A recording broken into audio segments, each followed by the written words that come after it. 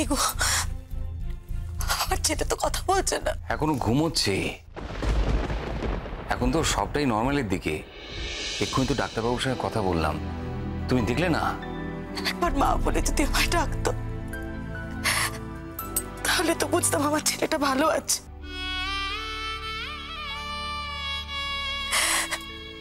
তাহলে এভাবে তোমাদের বিরক্ত করতাম না। আচ্ছা, বড়ি বিবি কোথায় গেল?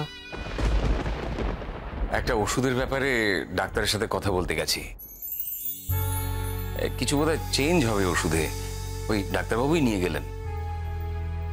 শুধু যদি একটু দেখে যেতে পারতাম জেগে আছে, তাহলে আমরা অন্তত নিশ্চিন্ত হয়ে একটু বাড়ির দিকে আস্তে আস্তে এগোতে পারতাম। মেসোমশাই তো সেই সকাল থেকে আছেন, শরীরের উপর যথেষ্ট ধকল গেছে, কিন্তু আমি বলছি এখনো ভালো আছে।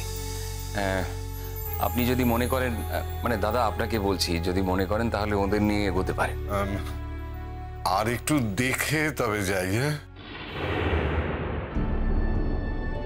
না না দীপ, তোমরা আমার জন্য ভেবো না। আমি এখানে থাকলেই শান্তিতে থাকবো, আর বাড়িতে গেলেই অশান্তি। দেখো, তার চেয়ে এখানে আরেকটুক্ষণ অপেক্ষা করে দেখি, যদি এর মধ্যে ওর ঘুম ভেঙে চোখ খুলে আমাদেরকে দেখে চিনতে পারে, এই আর কি। মানে বুঝতে তো পারছোই, বাড়িতে গিয়ে তো বসে বসে এইসবই ভাববো আর অন্যদের অতিষ্ঠ করবো। না না, তার চাইতে আমি এই ভালো আছি। কি জানি, আমার মন কিন্তু বলছে আর কোনো বিপদ নেই, বিপদ সব কেটে গেছে। সবই ভগবানের ইচ্ছে। শুধু ভগবানের নয় দীপ, তার সাথে আমাদের বউয়ের সিঁদুরের জোরও আছে। সেটা ভুলে গেলে চলবে না। আমাদের ছেলেটা তো চলেই যাচ্ছিল,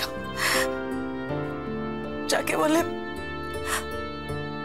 ওপারের দরজা ছুঁয়ে ফেলা।